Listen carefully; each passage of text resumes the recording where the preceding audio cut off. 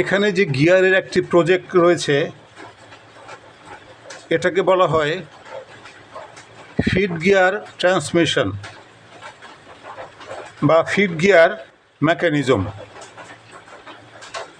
গাড়ির গিয়ার বক্সের মতো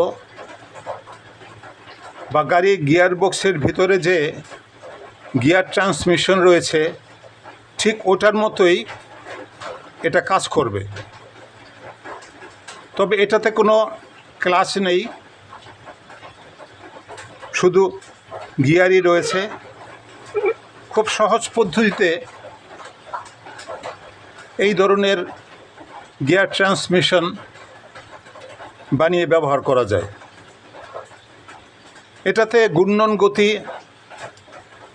কমানো এবং বাড়ানো যাবে, অর্থাৎ এক শেপ থেকে অপর শেপে ঘূর্ণন গতিকে কমিয়ে বা বাড়িয়ে নেওয়ার জন্য এই ধরনের গিয়ার বক্স বা গিয়ার বক্সের যন্ত্রকৌশল ব্যবহার করা যেতে পারে। এখানে 4টি গিয়ার রয়েছে, বাঁ দিক থেকে ছোট, তারপর একটু বড়, তারপর একটু বড়, তারপর সবার বড়। এগুলির কম বেশি হতে পারে। এবং এখানে 2টি গিয়ারের একটি সেট রয়েছে। এখন এই গিয়ারগুলি যখন ঘুরবে তখন এই গিয়ারের সাথে এটা সংযোগ হয়ে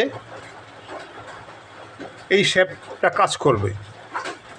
যেমন যখন এই ছোট গিয়ারটির সাথে এটা লাগবে তখন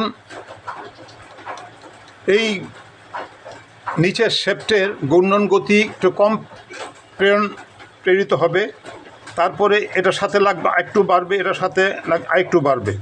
তো এইভাবে এই ঘূর্ণন গতি এক শেপ থেকে অপর শেপটে প্রেরণ করার জন্য এই ধরনের গিয়ার ট্রান্সমিশন আমরা বানিয়ে ব্যবহার করতে পারি। ধন্যবাদ ভিডিওটি শেষ পর্যন্ত দেখার জন্য।